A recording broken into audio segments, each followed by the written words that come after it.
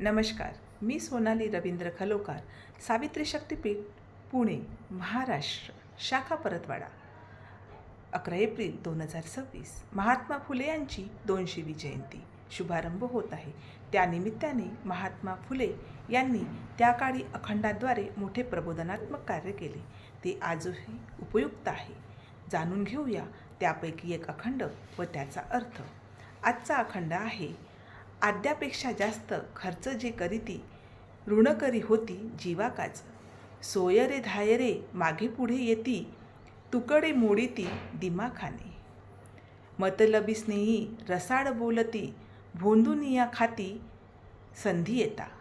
गृहकार्य दक्ष होऊ विसरला, चोंबड्यांनी खाल्ला ज्योती म्हणे. जाणून घेऊया या ओळींचा अर्थ.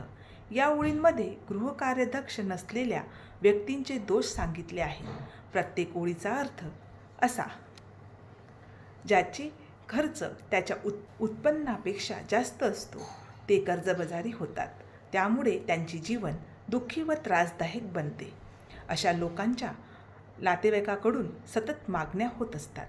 ते दिखावा मोठेपणा करण्यासाठी अनावश्यक खर्च करतात व आपली संपत्ती उधळतात.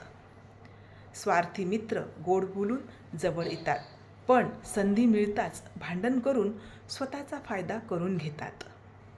जो माणूस घरकाम, संसार आणि जबाबदाऱ्या याकडे दुर्लक्ष करतो तो वाईट संगतीत अडकतो आणि शेवटी त्याचे नुकसान होते.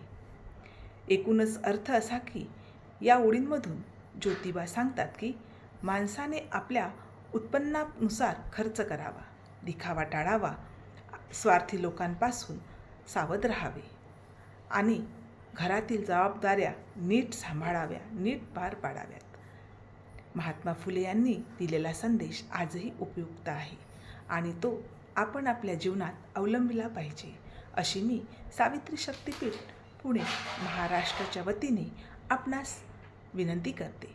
जय ज्योती, जय सावित्री.